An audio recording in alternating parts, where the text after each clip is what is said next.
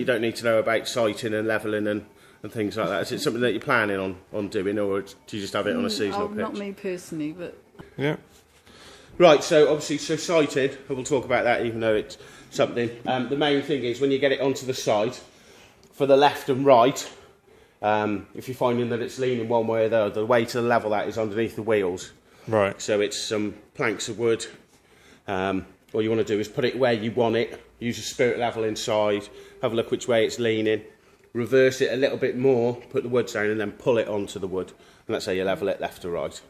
So for front to back is obviously all on the jockey wheel at the front here. The legs that are on the caravan are just designed for stability, so they're not designed for lifting. A lot of people, misconception, they think the legs are there to lift it and raise the caravan. They're not. They're there to stabilise it more than anything. Okay.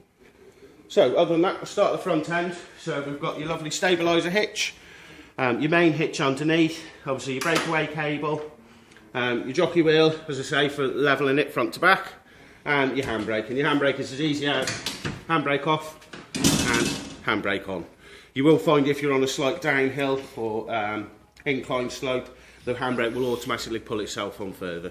It's the more pressure that it needs to apply the brakes on. And then obviously your 13-pin connection, which runs your lights and also your fridge internally, if you ever wanted to travel with your fridge on as well. So gas covered in the front. So I've already fitted your bottle in, so that is your bottle on, and also your pigtail, so that's all fitted in and you're ready to go with that. So obviously if you're switching your gas on and off, it's just simply turn the bottle on and off from the top of the bottle. The yellow little switch there you can see underneath is a isolator switch. But that's more there for the gas testers when they're testing the gas on the caravan. So the safest option for switching your gas off is just on and off from your bottle. Right, Okay. Okay. What gas does it take? Is it the matter what it is, or? Well, it's set up for the red colour gas. Right. Okay. Or orange. You can get the blue or the red. There are different connections with the two. I was going to say, yeah. We recommend the red bottles. Because they don't freeze in the winter, so if you do ever tend to go sort of October time or anything like that, when it does start to get chilly, the blue bottles can freeze up in colder conditions. So the blue bottles are more for fair weather caravanners rather than. But you're safe with the red because it burns hotter and also it doesn't freeze in the winter. So it's an all year round gas. Okay.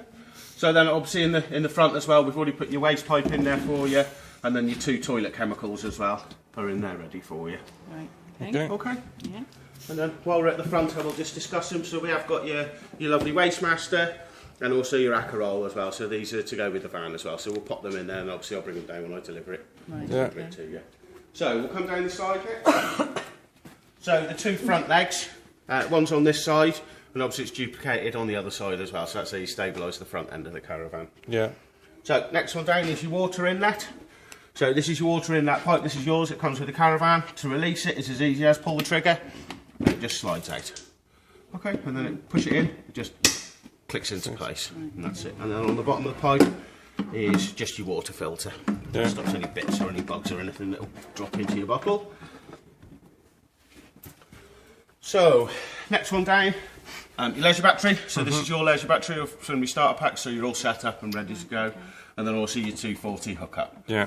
So what the leisure battery does, it virtually runs all the power for the caravan inside, and then what the 240 does is recharge this battery, so you've got continuous power inside.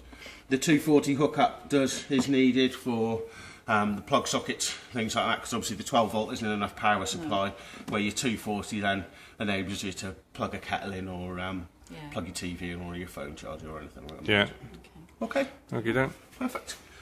So we'll keep coming down. So next one down is obviously your waste outlets. Obviously, so with your Wastemaster and your grey waste pipes. The best thing is your Acarol's 40 litres and your Wastemaster's about 40 litres. So you know when your water butt's empty, 9 out of 10 times your Wastemaster's full. So you'll see everyone trundling off to the tap with one empty and one full. And so toilets. So have you had a flush tank on your old van? No. No? Let me just grab the keys for that in 2 seconds. So, I'm going to get the right key. So, what it is in the top, it's about a 5 litre water tank. Right. So this tank just flushes the toilet. Right. So it's obviously separate from your Akerol, so you're not stealing that water.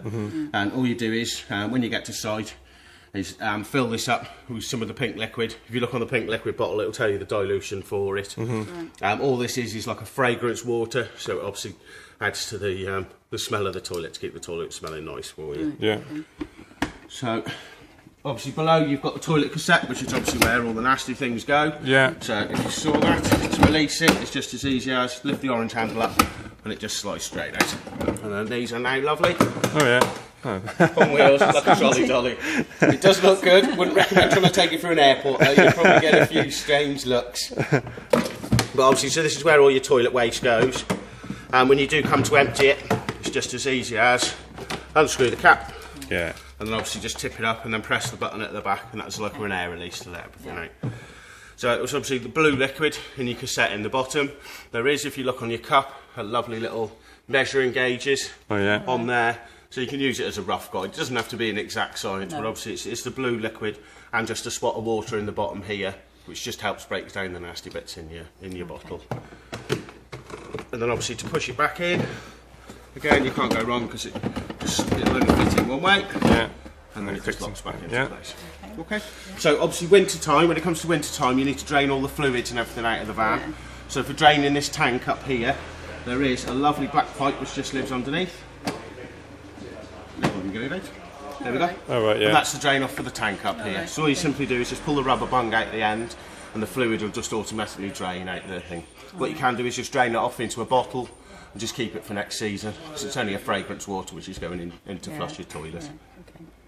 And then obviously just flush the toilet inside just to make sure you've got the last residual fluids out of it, and then you know you're set for winter then. Okay. So down the back end. Obviously on the back now are your two rear legs. Yeah. So they're both on the back. All the new vans now come as standard with the attachments for the bike rack.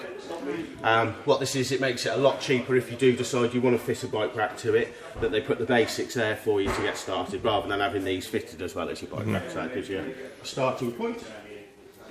So, first cupboard. So, this is underneath your bed inside. Yeah. So it's a good dual access cupboard. So obviously the bed lifts up inside for your access internally, but then externally you've got it out here as well.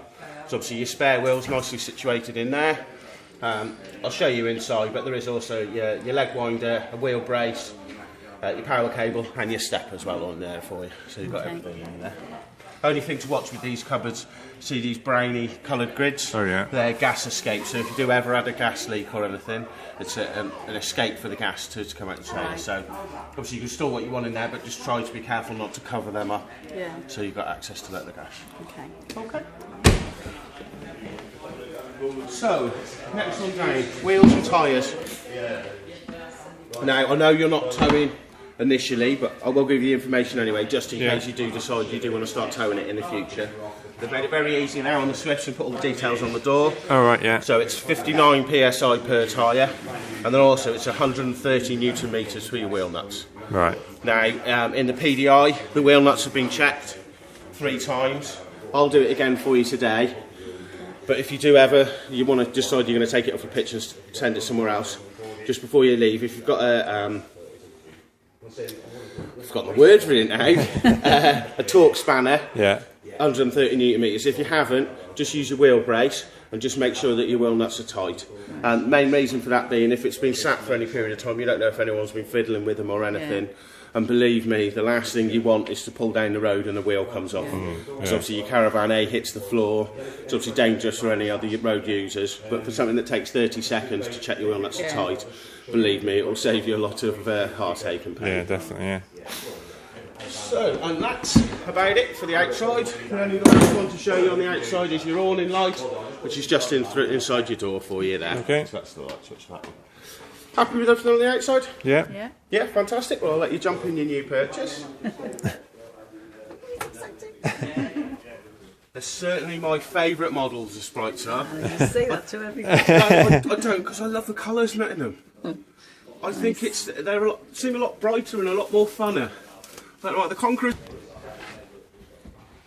inside here. So in the top corner up here, this is your boiler, and your heating system. It's all in one unit in the corner over there. Next to it here, you see the blue pipes. You see the little yellow tap that's sitting flat at the minute. Oh yeah. See it there? That's your drainage tap for the winter. So I've already explained about draining any fluids out for winter. So to drain your water and your heating system for winter is just as easy as lift that yellow tap up so it sits straight up. And then what that will do is automatically just drain out the system for you. All you need to do then is just go around your taps, open your taps up just to take the last residual water out the system. And then you're set ready for the winter then, so you can leave it. So across the top here, you've seen your panels come loose. So this is your consumer unit, so this is the powerhouse for the unit. The two lights that you've got on here, green light is for your battery charger. I'll just leave that light on constantly, you don't have to switch it on and off. Right. And then you know as soon as you've got your 240 plugged in that it's recharging up your leisure battery. Yeah, yeah. And the orange one next to it is your heating and hot water, it's all on one switch. You can leave that on constantly, you can't do any damage or anything because all your heating controls are above the door there. Right. So all that's doing is putting the power to the unit so you can switch it on and off from up there. So you don't have to be clambering underneath here to switch things on and off, you can just leave them on. The one on the end is just a lovely spare.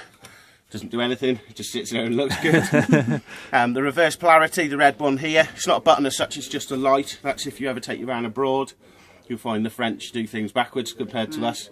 So if you do ever plug in and you're abroad and the red light comes on, it means that the power's reversed outside. So it's then go and speak to the campsite owners or a friendly couple if there's someone nearby, and they'll give you advice on adapters or rewiring your sockets and things like that. Okay. So the last button on the top is your system shutdown button. So that isolates all your 12-volt system. So in winter, if you leave it anywhere or you leave it in storage or anything, when you leave in winter, just simply press that button and it will isolate and shut all the power off, so there's nothing draining off your leisure battery or anything. Right. Okay.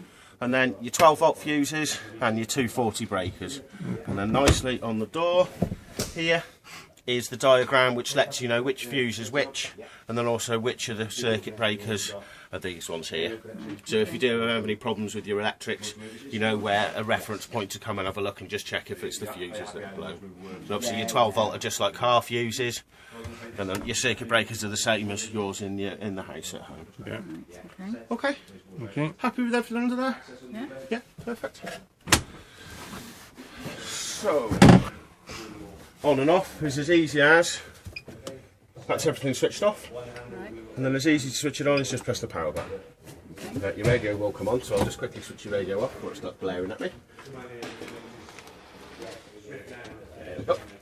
Right, so once you've powered your van on, you'll see the little LED light will come on above the power button, and then also the two at the top here. So the one on the post with the little electric strike is for your 240 supply, and then the little LED light in the caravan indicates that we're running on the leisure battery. Okay. Okay, so if you press view levels, that will show us the power of the leisure battery. Obviously if we were plugged into the car as well, it would also show you the power in the vehicle battery as well. Yeah. So water pump is as easy as switch it on, and the little light will come on. So obviously once you've got your water, well first of all you've checked that your drainage tap's closed, because if you switch your water pump on with that open, what it'll do is just pull the water direct out the Akerol and then send it straight through the bottom of the trailer. So you won't get any water in. So make sure that tap's closed. Once the tap's closed, you can switch your water pump on, and then you can prime up your water system. So to prime your water system, it's as easy as, always start on the cold tap first. Now it will splutter slightly because I had the pipe off.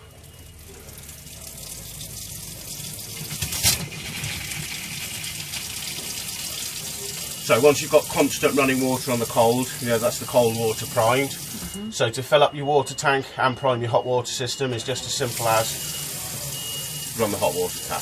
Now what you'll find when it's been drained, it can take sort of 2 or 3 minutes-ish to pull it through, because if you imagine it's got to pull the water out the Akerol, it's got to fill up that water tank and then also push all the air out the system as well, so it can take a little bit longer.